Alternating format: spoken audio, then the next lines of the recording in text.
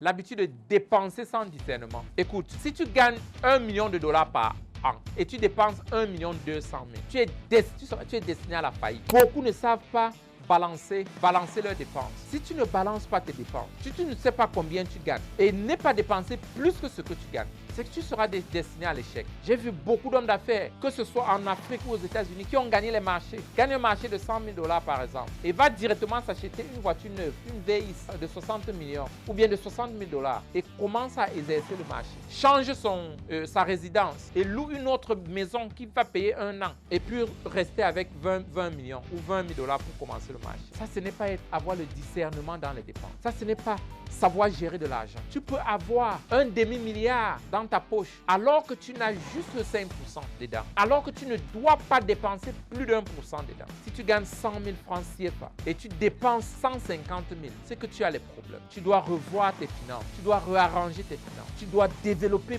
plus de sources d'income pour offset les dépenses. Tu ne dois jamais dépenser plus que ce que tu reçois. D'ailleurs, j'encourage chacun à ne pas vivre au-delà de 50% de ses revenus. 50% même, c'est juste le plafond. Ça veut dire que si tu gagnes 10 000 $ par mois, tu dois vivre avec 5 000 $ maximum. Et dans les autres 5 000 $, tu dois envoyer 3 000 $ d'aller travailler pour toi. 2 000 $ qui te restent, tu prends 10%, 1 000 $ pour aider d'autres qui ne peuvent pas s'aider. Et 1 000 $, mets de côté comme emergency fund, le fonds d'urgence. Et développer ton emergency fund jusqu'au niveau où ça peut te supporter au moins dans 5 ans. C'est exagéré, oui, mais tu dois avoir l'emergency fund au moins de 5 ans pour ne jamais penser que, oh, est-ce que je peux payer ceci? Non, non, non, non. Tu dois oublier cela.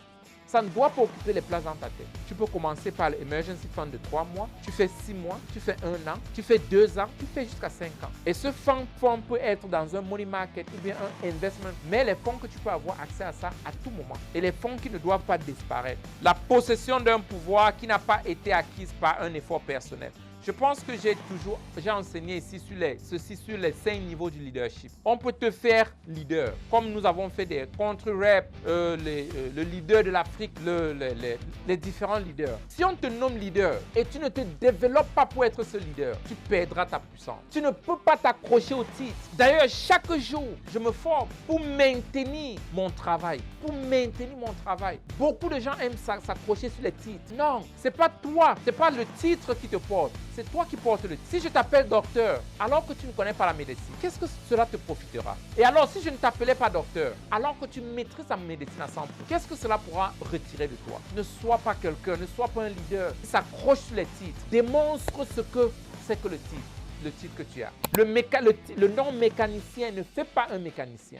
Le nom docteur ne fait pas un docteur, mais c'est la pratique de la médecine jusqu'à un niveau qui est proclamé docteur. Est-ce que si je t'appelle pilote, ça fera de toi un pilote? Ou je te mets dans l'avion, tu es assis en cabine de pilote? Non, cher entrepreneur, il faut qu'on se débarrasse des titres, qu'on se débarrasse de toi, ce que tu veux être. Développe-toi pour mériter le titre. Dans ce monde d'aujourd'hui, les chefs du village n'ont plus de place parce que le monde est devenu un seul village. Il n'y a plus de place. Tu dois démontrer que tu es un rassembleur. Tu dois démontrer que tu es un leader. Tu dois démontrer que tu es quelqu'un qui donne de l'amour. Tu dois démontrer que tu peux rassembler. Et alors, tu seras chef du village. Nous avons des jeunes enfants aujourd'hui avec des Facebook pages d'1 million de personnes. Alors que nous avons des villages qui n'ont même pas 300 personnes. Ces jeunes enfants sont en train de donner la valeur à une communauté. Ils cherchent des informations pour donner à la communauté, pour équiper la communauté, protéger la communauté. Ils sont plus que des chefs du village. C'est ce qui fait aux gens, c'est ce que tu fais aux gens qui te donne la qualification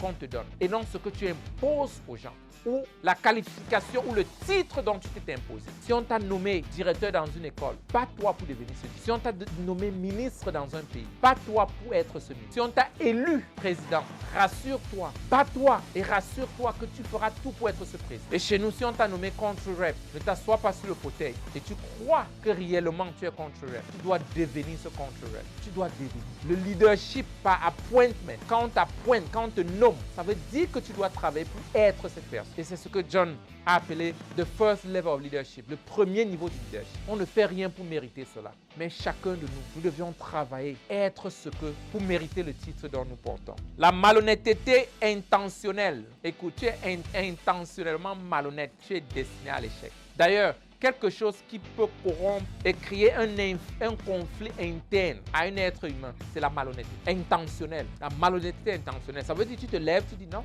moi je veux faire telle chose, mais mon objectif c'est de tromper. Mon objectif c'est de dribbler. Mon objectif c'est de jongler. Et tu ne donnes pas la bonne vérité. Tu ne donnes pas l'intention réelle. La malhonnêteté intentionnelle. Ce qu'on appelle des fémans. Trompe quelqu'un. Tu lui donnes l'illusion que c'est ceci alors que c'est autre chose que tu voulais.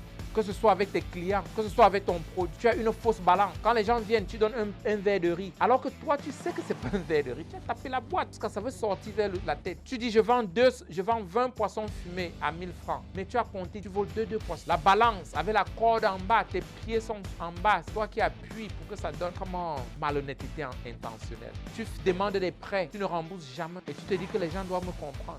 Et même pendant le jour des prêts, tu savais que tu n'allais pas rembourser. Comme on dit souvent, tu as grillé toutes tes cartes. Non, ceci conduit à l'échec.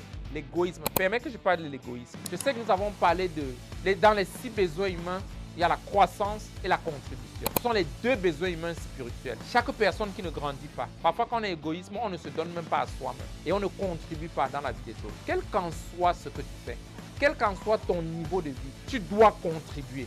Si tu ne contribues pas, tu seras en train de te détruire. D'ailleurs, tous ceux qui ne contribuent pas est destiné à la destruction. Le bois qui n'est plus utile est jeté dans le feu pour les derniers, est converti pour être utilisé pour les dernières étapes. Le feu, la cendre, terminé, c'est parti. Mais l'arbre qui produit peut continuer à vivre pendant des années. Tout ce qui ne produit pas doit être jeté dans le feu. Tu n'as pas besoin d'avoir beaucoup pour donner. Je partageais avec une jeune sœur l'autre jour, pendant la réunion. Je lui ai dit, j'ai remarqué quelque chose. Beaucoup de gens se disent qu'ils sont très pauvres et ils attendent que ceux qui sont riches leur donnent. Mais en réalité, c'est quoi la pauvreté? Le manque de quoi? Peut-être tu n'as pas 100 000 $, mais est-ce que tu as $1?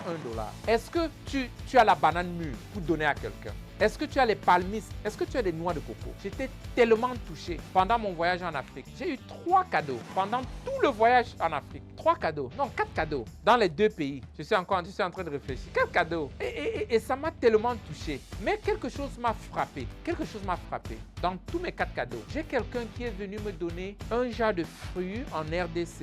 Et il m'a dit, ce fruit se trouve seulement en RDC. C'était juste quelques fruits. Je pense que cela m'a tellement touché. Et j'étais tellement content. Pour moi, ça dépassait 100 000 $.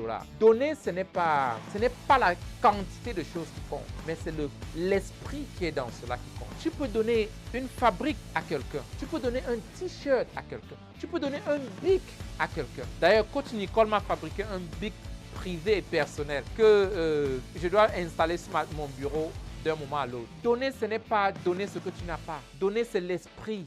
C'est l'esprit. Partager, c'est l'esprit. Tu peux donner une banane. D'ailleurs, la même personne qui m'a donné ce fruit m'a apporté une banane dans ma chambre d'hôtel. Non, c'est peut-être 5 bananes. Je n'ai même pas fini la banane. Peut-être ça coûte moins d'1 $, mais c'était tellement important. Qu'est-ce que je suis en train de dire? N'attends pas jusqu'à ce que tu aies en abondance pour donner. Parce que si tu ne sais pas donner quand tu as un peu, quand tu auras beaucoup, tu ne donneras pas. Tu ne peux pas donner $1 dans 100 $. Quand tu auras $1 million, tu ne pourras pas donner 100 $. Très important. Tu dois apprendre à contribuer dans la vie des autres. À contribuer.